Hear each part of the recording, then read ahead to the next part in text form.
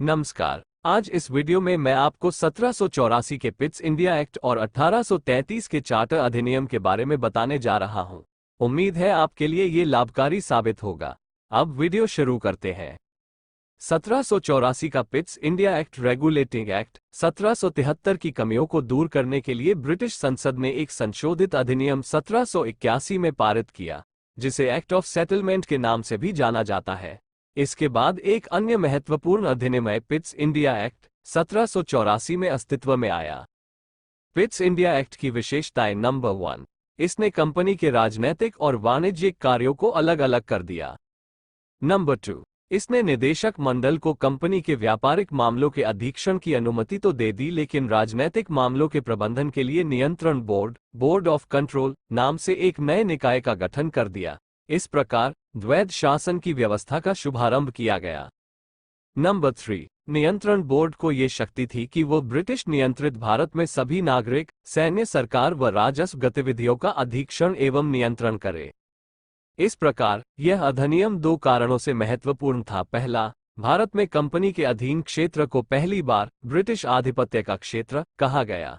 दूसरा, ब्रिटिश सरकार को भारत में कंपनी के कार्यों और इसके प्रशासन पर पूर्ण नियंत्रण प्रदान किया गया। अब 1833 के चार्टर अधिनियम के बारे में विचार करते हैं। ब्रिटिश भारत के केंद्रीयकरण की दिशा में यह अधिनियम निर्णायक कदम था। इस अधिनियम की विशेषताएं निम्नानुसार थीं। 1833 के चार्टर अधिनियम की विशेषताएं इस तरह हैं। नंबर 1, इसने बंगाल के गवर्नर जनरल को भारत का गवर्नर जनरल बना दिया, जिसमें सभी नागरिक और सैन्य शक्तियां निहित थीं। इस प्रकार इस अधिनियम ने पहली बार एक ऐसी सरकार का निर्माण किया जिसका ब्रिटिश कब्जे वाले संपूर्ण भारतीय क्षेत्र पर पूर्ण नियंत्रण था। लॉर्ड विलियम बेंटिक भारत के प्रथम गवर्नर जनरल थे। नंबर 2, इसने मद्रास और बंबई के गवर्नरों को विधायिका संबंधी शक्ति से वंचित कर दिया। भारत के गवर्नर जनरल को पूरे ब्रिटिश भारत में विधायिका के असीमित अधिकार प्रदान कर दिए गए।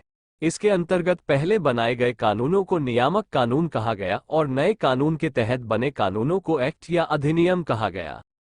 नंबर 3, ईस्ट इंडिया कंपनी की एक व्यापारिक निकाय के रूप में की जाने वाली गतिविधियों को समाप्त कर दिया गया।